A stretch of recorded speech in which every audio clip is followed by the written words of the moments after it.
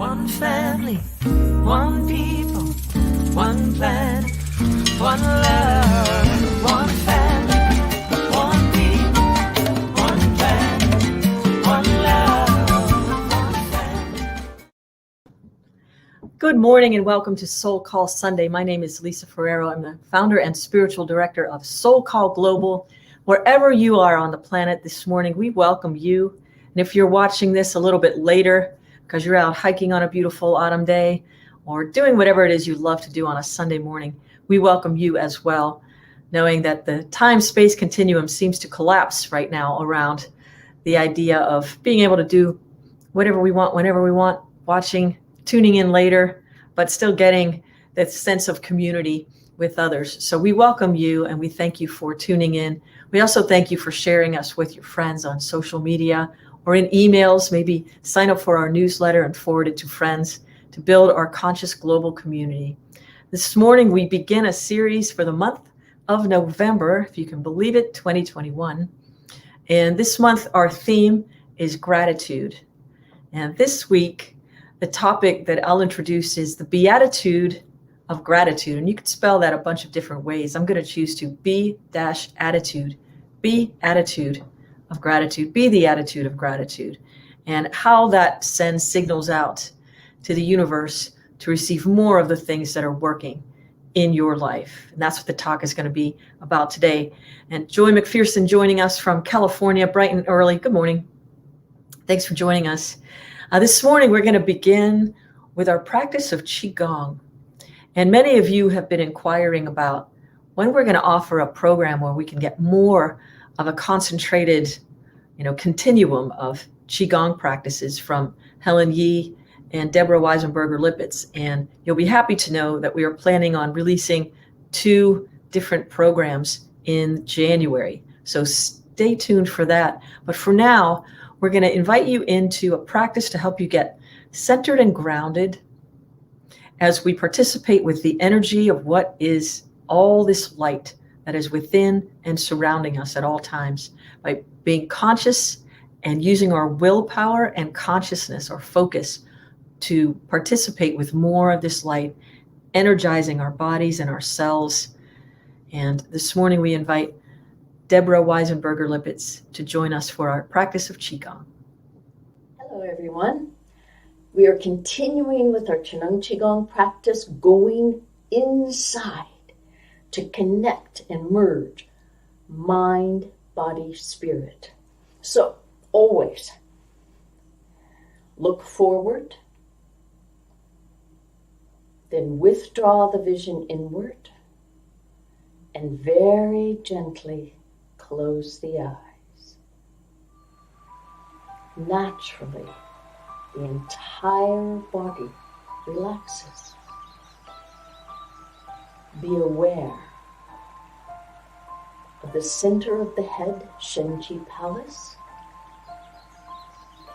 and from there expand outward in all directions, above, below, front, back, sides, every space in between. Expanding, connecting us all, heart to heart and mind to mind as one. Gathering all the healing chi, good wisdom information and pulling it back deep inside. Uniting, transforming.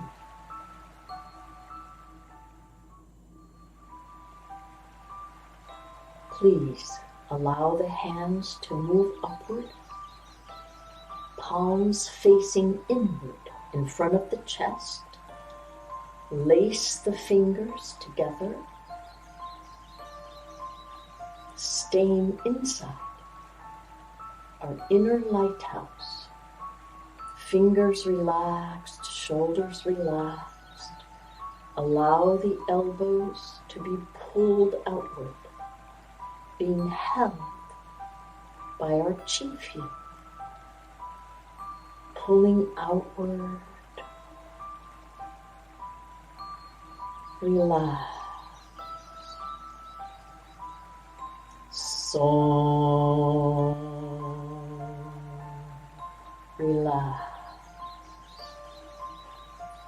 Soul.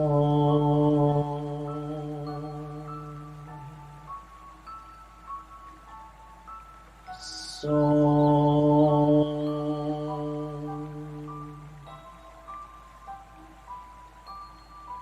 Soul.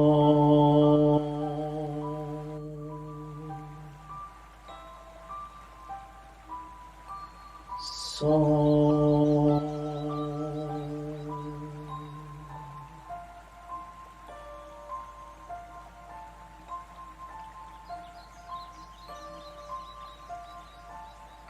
Then slowly move down, staying, fingers interlaced, to the navel, and observe chi. Stay inside.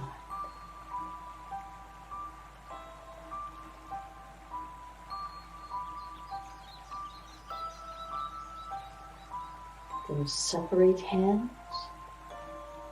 Relax hands to the side. Slowly, keeping the mind's consciousness awake inside, aware. Slowly open the eyes and give thanks.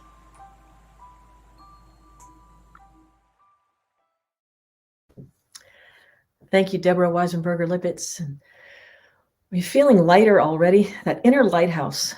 I love that image. And I also love the idea of just allowing yourself to be resting in your chi field, feel supported, where we can really feel that energy just lifting us up. And no matter what it is that is coming into your experience, we can still maintain a centeredness in gratitude. And I invite you to close your eyes or open them and watch this beautiful video of a song by myself and Erika Luckett. It is called Grateful.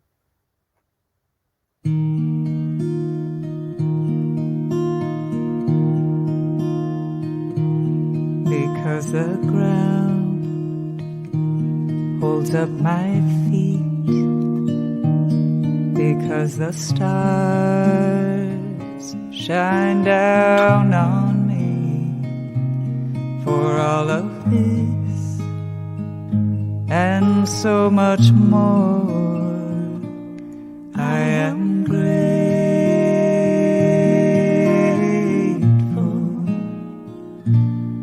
because there's air for me to breathe. I give my thanks to every tree for all of this and so much more. I am grateful,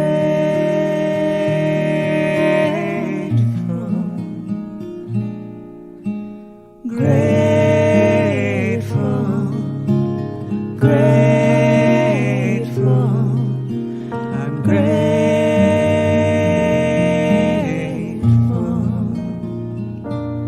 because I felt right from the start the steady beat of my faithful heart.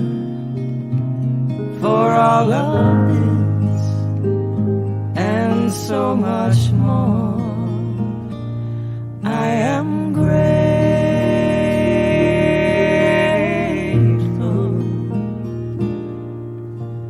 grateful, grateful, grateful,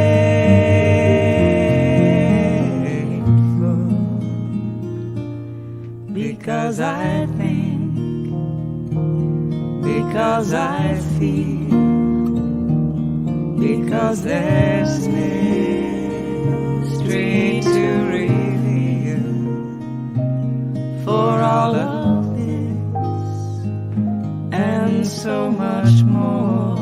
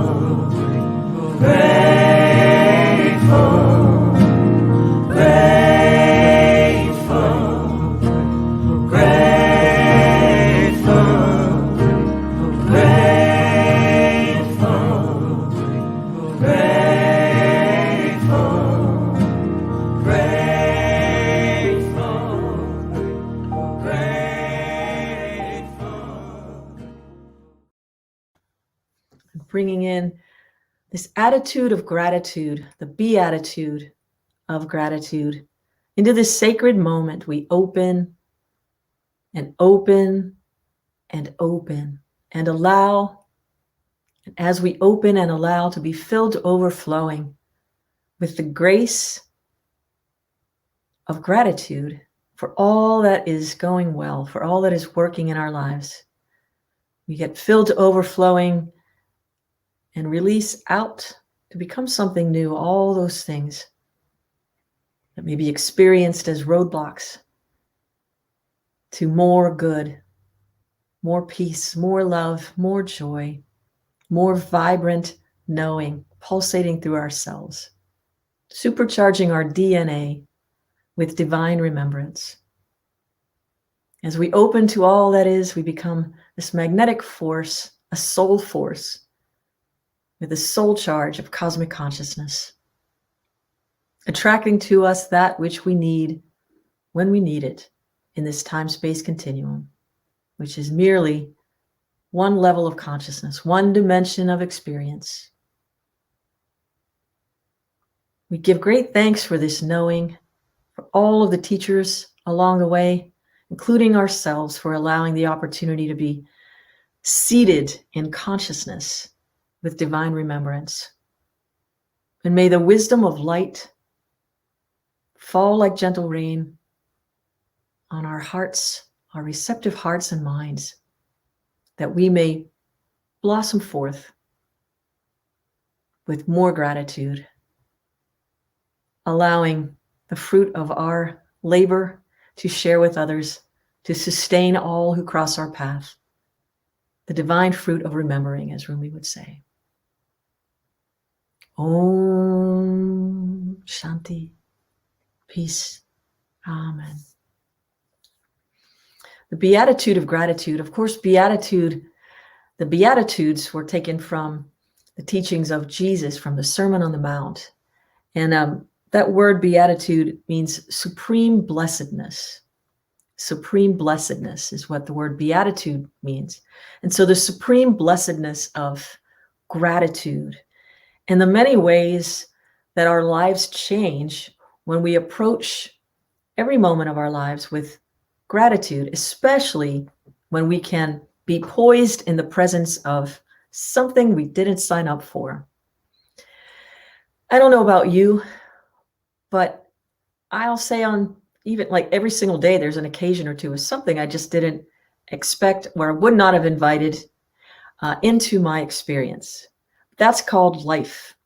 And what is ours to remember, and what I try to do my best every day to remember, is somehow this is for me. I don't know all that's happening in the universe. What I know is how this is coming into my field. So somehow what I do in response to this stimulation is important. Do I bring more peace to the situation? Do I bring more light to the situation? Can I be grateful for something that challenges me through and through? And if I can be grateful for, or find, they like to say, is find the silver lining. If I can find what is in it for me, but I don't have to analyze it. I can just release it and say, okay. So making the Beatitude of Gratitude, the supreme blessedness of just being grateful for life itself. If we can just start there and recognize that we're connected to source, something far greater than we can intellectually understand. That's a big one for a lot of us. We like to know what's coming. Of course, we make plans. There's a beautiful saying I've been teaching over the last couple of weeks, the Sufism path as it pertains to Rumi in a book called Living Presence. And the Sufis always say at the end of any email they're going to send, making a plan to meet with you or to do something in the future, they always say, Inshallah, meaning God willing. God willing. In the South, in the United States, in the South, they would say, good Lord willing, and the creeks don't rise. But it's recognizing that there's something far greater in works than we have control over. For example, last week, Natalia and I had planned on doing a performance at a university campus. And we were prepared and ready to go. And the evening, like the night before, 11 o'clock at night, we received an email communication saying it was horrible weather coming up, like violent storms, lots of rain, heavy rainfall, flash flooding. They canceled. The whole campus was shut down for the day. So there we were. We planned, we rehearsed. I show up. We're almost there, and the thing gets canceled. We could not have known that. So it's something beyond our control. What was the blessing in it? We didn't have to drive through the driving rain. It was a little bit treacherous, to find out. We didn't have to lose our lives over a performance. Who knows what the blessings were, but there it is. So thinking about this attitude, the Beatitude of Gratitude, the supreme blessedness. So being grateful what's working in our lives. I like to consider us conduits of energies. So the Sufis, since I'm on the Sufi roll this morning, the term for dervish, as we've talked about before, the whirling dervishes, the Turkish word dervish means threshold, and it's threshold between worlds. We are the divine threshold between certain vibrational fields which require spirit energy, consciousness, and material form to come to this place we call Earth. Taking that a step further, recognizing this positive, negative charge is a battery. Even if you love baseball, as I do, the pitcher and the catcher are the battery of the team. It's the positive of the pitch being thrown and the receptive negative of the receiving side. Or then you've got this dervish in the middle, this threshold between the pitcher and the catcher, which could put that ball into play somehow. And that divine unknown, are they going to hit it? Are they going to swing and miss? That's life. The batter is life. Whatever comes into play, we've got a team ready to field and respond to whatever's coming into play. If you're on third base, it's probably more like a reaction. If you get a line drive, it's kind of like save your face kind of thing. They call it the hot corner for that reason. So sometimes in our blessed gratitude practice, we're on the hot corner, and thank God we've got a reflex to catch this ball that's just been, ripped down the third base line. Sometimes life comes at us that quickly. But if we can be grateful for all that's going well, the song you just heard, Grateful, Erika wrote most of that song when she was lying in a hospital bed, barely able to breathe. And it was one of those things where she had to get her mind off of all the things that were not working, which were many, many, many things at that point. She felt her body able to breathe. She felt her body supported by the bed that was supported by the floor, which was supported by the earth. She heard her heart beating. Okay, my heart's still beating. I'm still able to breathe, though not well. My skin is stretching to accommodate whatever is going on. She just kept after that. And the response was, the chemical response in her brain calmed her down. And it helped to focus. This is where we put it into practice. If we focus on a solution to a challenge, all of a sudden we start to line up all the things that we have at our disposal or at our use to solve the problem or to deal with an issue. So let's say I experienced, something coming into my field or an experience of, I think of Apollo 13. I love that scene in Apollo 13, the movie with Tom Hanks from many years ago now, where they're stuck in outer space and they need to fix something on their spaceship, but it is not, they don't know how to do it. So they had to figure out, the engineers down on planet Earth had to figure out what they had at their disposal that they could use to fix whatever was broken. And the scene where they come into the boardroom and just dump out all this miscellaneous stuff. That's focusing on being grateful for what we have to work with. It's not like, I'm sorry, you're on your own. There's nothing. We got nothing for you. Nice knowing you guys. Maybe we'll bump into you sometime in another spaceship. It's not like that. Nobody gave up on it.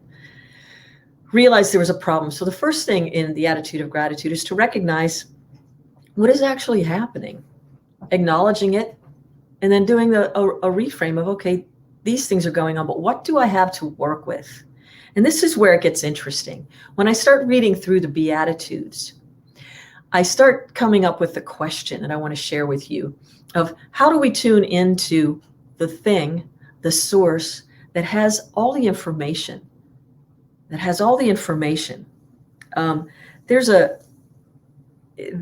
this idea of, it's called non-locality, and the propensity of memory as it pertains to non-locality is a quantum issue. It's like a quantum practice. And quantum physicists talk about non-locality all the time. So how do we tune into memory of maybe how to work through something or to tap into a divine memory? This would be along the lines of the Akashic records. There's a Sanskrit word, Akashic, and it means outside of space and time. That's what Akashic means.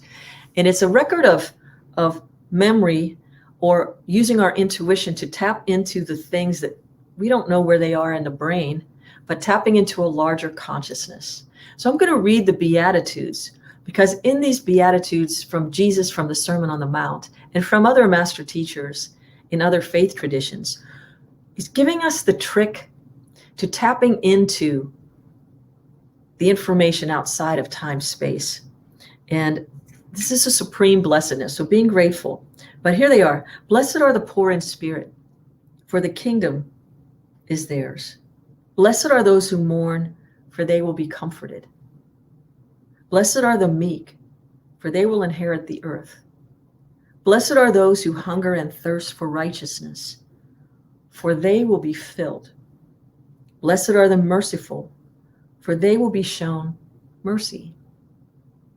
Blessed are the pure in heart, for they will see God.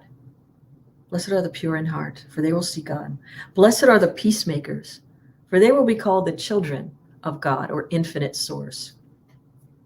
And blessed are those who are persecuted because of righteousness, for theirs is the kingdom of heaven. Just taking those all, if you're just looking at it, if we look at it just from a human construct of what's been impressed upon our brains like a helmet, it sounds kind of wimpy. It means you got to be weak, and you got to be poor, and you got to be sad, and you've got to be. If you take all these things together, however, and you look at the qualities in each of those Beatitudes, it implies one very important key of recognition that there is something far greater in the universe than our limited intellect, although it could be brilliant. You could have an IQ that's off the charts. You could be in the Mensa organization. You could figure out, I think you have to have a Mensa qualification to be able to open some of the plastic things that I get just if I just want to try to get some takeout from sushi or something. Sometimes I can't get those things open. It's like a little Mensa game. But knowing I've got the intelligence to open this stupid thing. Something far greater than that, though. I'm talking about this quality of allowing our limited ego intellect, all the things that we have stored in our memory that tell us who we are, where we rank in position in terms of where we are on the planet as we compare to other human beings. These qualities outside ourselves that we start to believe at different times. Maybe we start to believe, some of us, this is really who we are. But what Jesus's lesson is here, and what is taught in other faith traditions similarly, is the weak and the lowly, or it's not in surrender to other humans, it's in surrender to the infinite source, and allowing for the possibility that this greater source of intelligence, of cosmic spiritual magnetism, can be brought into our consciousness at will, into space and time continuum, time, space, when it's needed.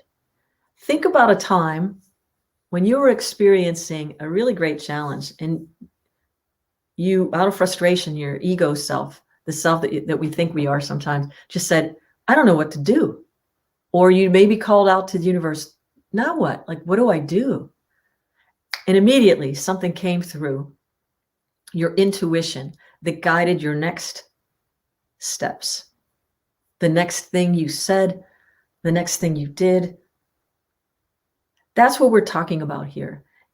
This clue to the Beatitudes is this idea of surrendering that which you think you know for a greater knowing. And so it's not being meek and lowly compared to other humans. It's taking off that helmet that tells us we're in some kind of a hierarchy with each other. We're not. We're each here to do something divine. Our soul's calling is to awaken more fully into who and what we are and what we're capable of. And this magic of the Beatitude of Gratitude, there are all these different studies that have been done with the chemistries of the brain that show different chemicals are released when we operate with an attitude of gratitude. We get more to be grateful for. Why? Because energy flows where the mind goes. So if we put our minds on that which is working, we'll see more of it working.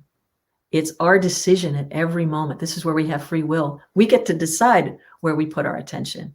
So focusing on what's working, and looking at the material level of thoughts and thinking, the lesson of spiritual magnetism, what goes around comes around.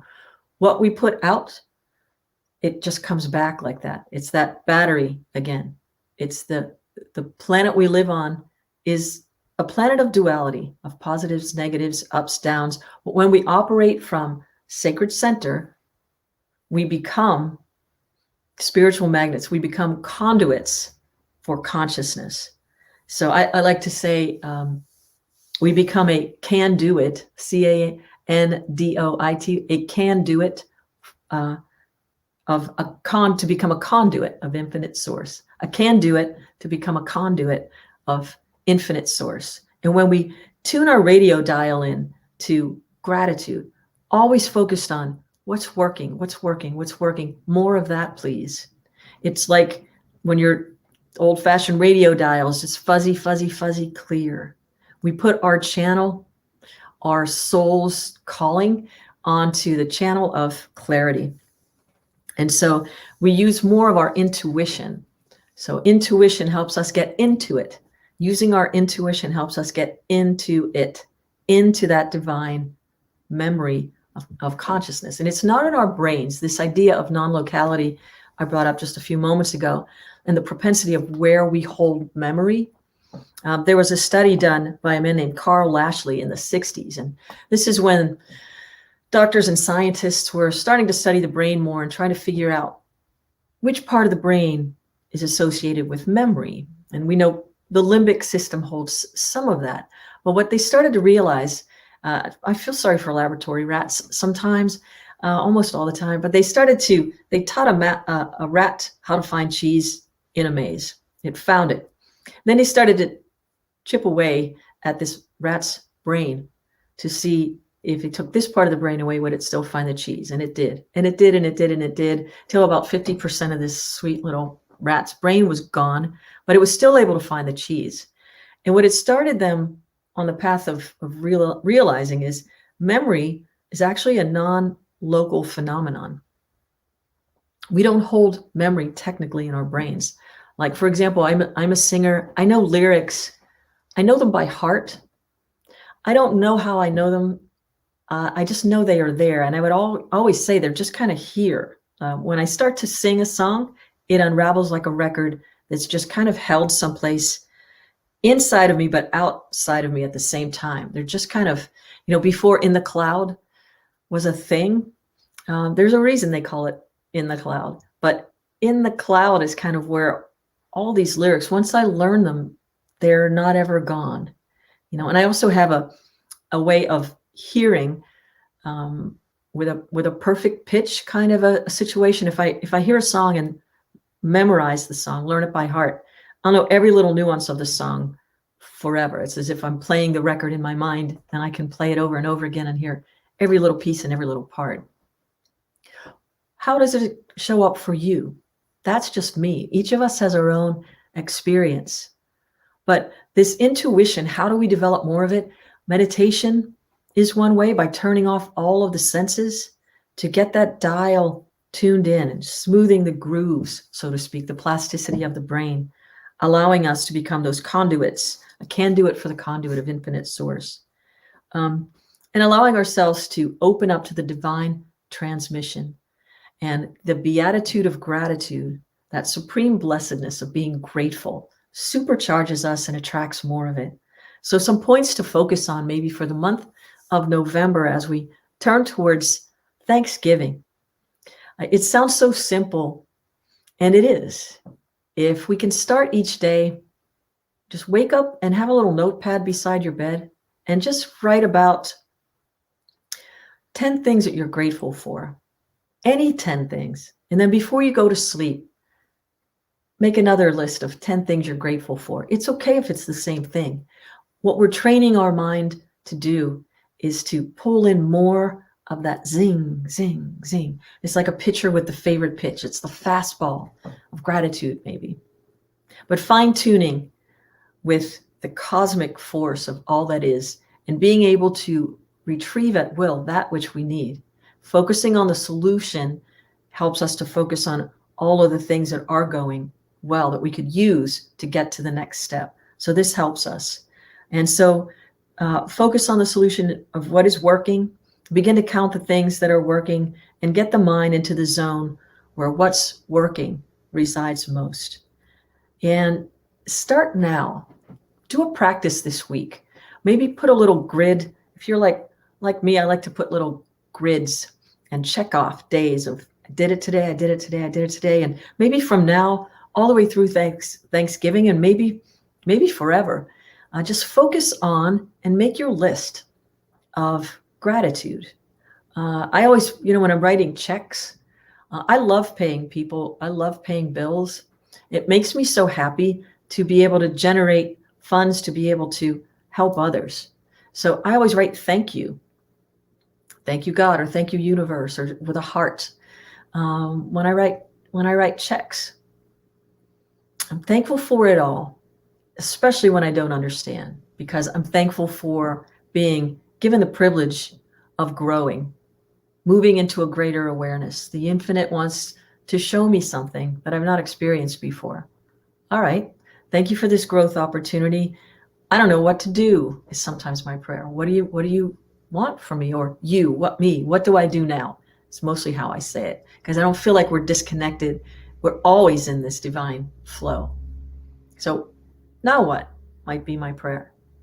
It can be simple, but starting with that attitude of gratitude, the beatitude of gratitude, and keeping track of grateful 10 things in the evening, grateful 10 things, and pay attention to how your life changes. This introspection, contemplation, and watch it grow.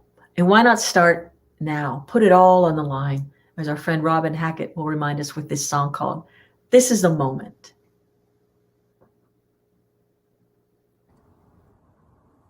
Hello, everyone. This is Robin Hackett coming to you from Denver, Colorado.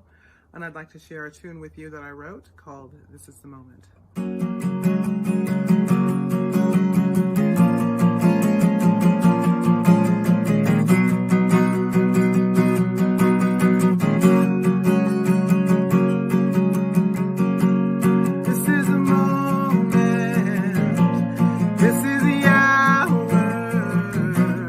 Time to put everything on the line, yeah. And I am the answer, I am the reason. I'm a believer, it's all inside of me. And I will not be broken by some fear. And I will not stand still again.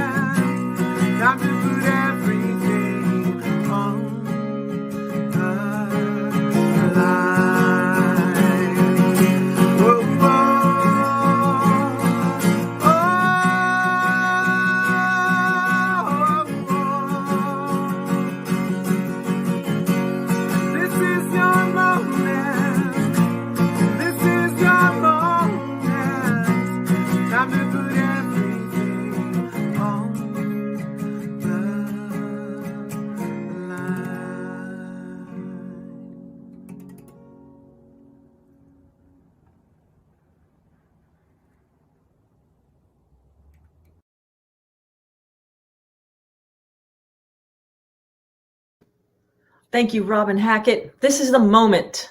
Beatitude of gratitude. Take on that attitude of gratitude no matter what is coming your way. It's a divine mystery and an invitation, as Dominica was saying. And hello to all of you out there. Let us know where you're from, where you're watching from.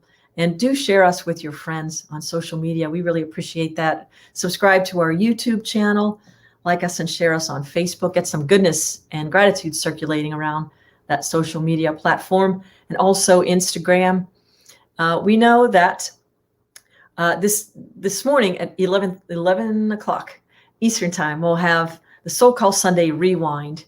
And so you have to go to the website, soulcallglobal.org, to get the link to join me in the Rewind room. And we can talk a little bit more about what the Beatitudes meant and how that allowing can work more in our lives and where you might be seeing it already, and practices to supercharge it.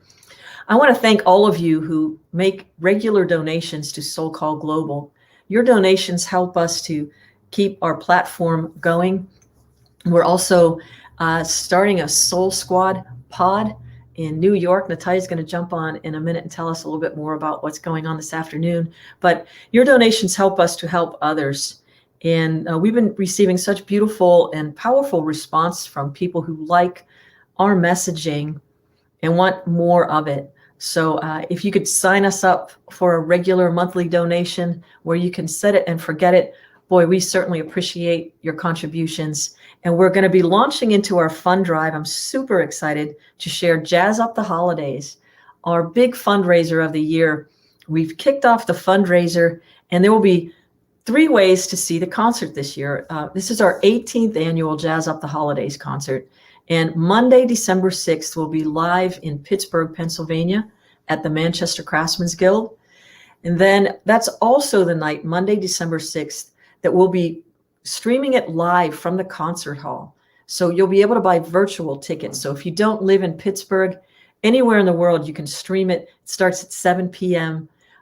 Buy your tickets on soulcallglobal.org/events. But then on Wednesday, December 8th, so excited, it'll be the first time to do the 18th annual in Columbus, Ohio at the McConnell Arts Center, also at 7 o'clock p.m. That will be live. And you could check for the COVID restrictions online.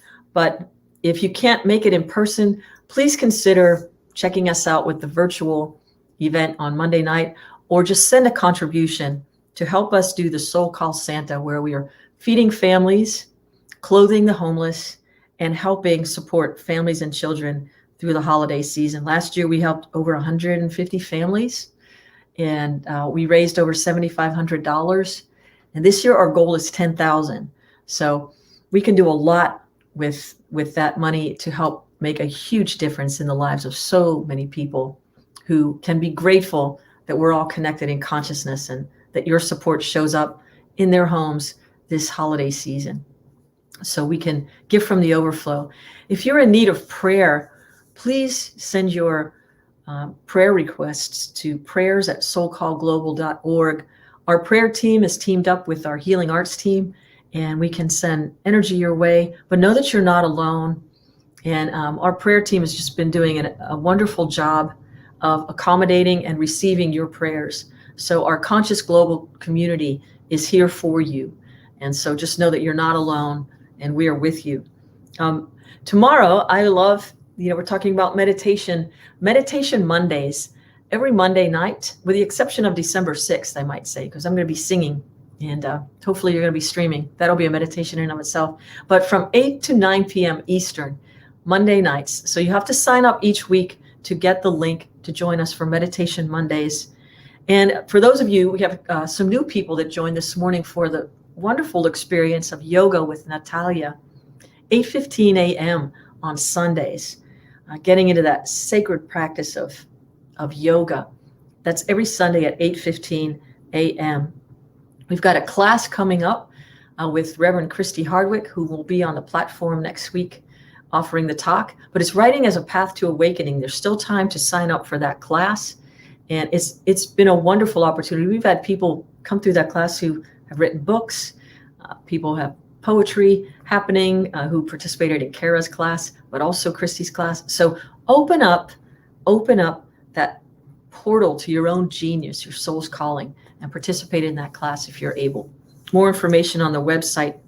And now I want to bring in Natalia, because we have a really exciting thing to share as we launch our new book. Hello. Hello, good morning.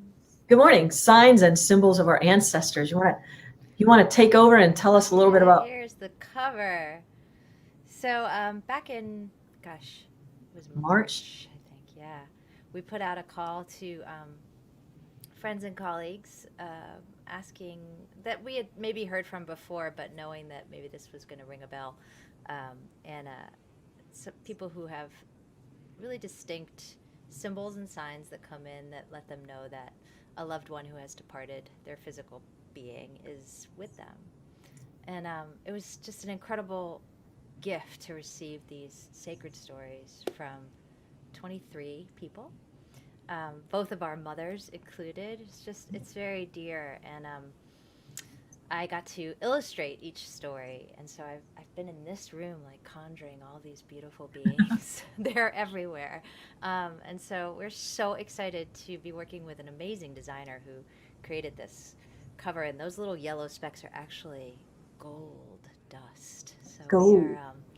we're really creating this sacred object to reflect the sacred stories that are inside of it, so that holding it in your hands is a precious experience. And that's expensive. So we have a Kickstarter. If you're not familiar with Kickstarter, I'll put up, here it is. And yeah, we invite you to go check out our Kickstarter. We have lots of levels. One of the really fun things we're offering is we created this deck of spirit cards out of some of the images from the book, with little, I can never do this right, little prompts. How do I experience the balance of masculine and feminine? This, upside down. How do you do it? Oh. Spirit. How do I hold this card up? Oh, yeah, it's invisible, like love. How can I allow myself to feel more love? Yeah, so all these gorgeous, and this is, one of the smaller items, but lots of things that you can buy, or you can just donate whatever you can give, so that we can make this really gorgeous thing. And it's actually the first publication on our affiliate publishing company called Armature Publishing. Armature Publishing. Yeah. Yeah. More to come on Armature and the Kickstarter. If you just go to kickstarter.com and in the search you could type signs and symbols of our ancestors, it'll bring you right to our page if you didn't catch the link. And it was such a sacred honor to do this. And Natalia and I were also recognizing so many people who are grieving right now through COVID, and just opening up to the possibility is our deepest wish, and bringing some comfort. And the illustrations are so gorgeous. I mean, they're alive on the page. Natalia, you did such a great job on those. Yeah, it's just. Can you tell we're super excited about it? Really excited. It So- really feels like a healing, as Lisa's saying. Just this time on our planet, there's so much loss. So it's been an incredible gift to create, and knowing that it's going to bring joy and solace to people is everything. Yeah. So we appreciate your consideration, and if you can share it widely, we'd really appreciate it, along with the Jazz Up the Holidays. That's our biggest fundraiser. And even if you can't make any of the performances for Jazz Up the Holidays, you can donate to the fund drive. So have fun and do it. We're so excited. We got some new music this year. And also today there is, hey, Natalia, come right back for a sec. We're launching from New York. Okay. Hi. Live from New York. It's Marathon It's Sunday in New Sunday York. morning. It is a very exciting day here in New York. It's our biggest New York national holiday is the marathon. It's so cool to watch these elites. They're already finishing. Yeah. But also a thing that's happening today is the launch of the Hudson Valley Soul Squad pod. Woo! My friend Rebecca Scharzer and myself are hosting monthly gatherings. Right now they're going to be in her house. While they're still pretty small, there's about 10 or 12 people coming over today. And all of us safe and distanced. Don't worry about us. And we'll be moving into a different space probably, but it will always follow a sort of, we'll be doing an embodied practice, yoga, dance, some sort of crafternoon project, an opportunity to donate, of course, back to SoulCall, and also locally to food banks and different things that we're going to get involved with. So if you know anybody in the Hudson Valley, they can write to Natalia at soulcallglobal.org and be happy to pass on the invite. But that's today from 2 to 6. So we're really excited about it. Thank you both for spearheading, and it's really an exciting time It really as is. we grow and grow and grow. Later. Okay, bye. Thank you. And so it's just an exciting time. I mean, everything is starting to happen. We're young and growing, and we appreciate your insights and information and ways we can contribute to your local groups with the global consciousness of SoulCall. So please remember that no matter where you are and what you're doing, we appreciate you and that you are loved. Peace and blessings.